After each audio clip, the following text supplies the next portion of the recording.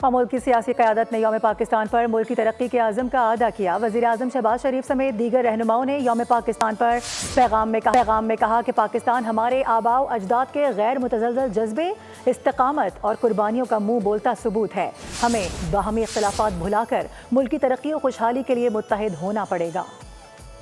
یوم پاکستان تجدید عہد کا دن۔ وزیر اعظم شہباز شریف نے پیغام میں کہا کہ پاکستان ہمارے آباء و اجداد کے غیر متزلزل جذبے، استقامت اور قربانیوں کا منہ بولتا ثبوت ہے۔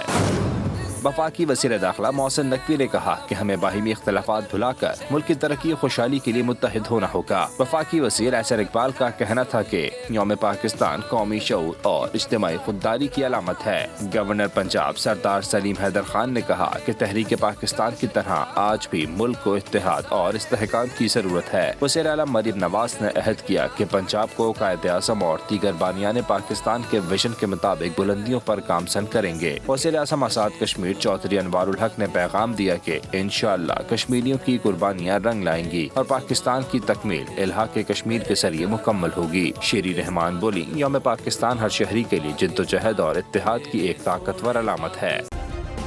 سبسکرائب کریں اور بیل دبائیں تاکہ کوئی خبر رہ نہ جائے۔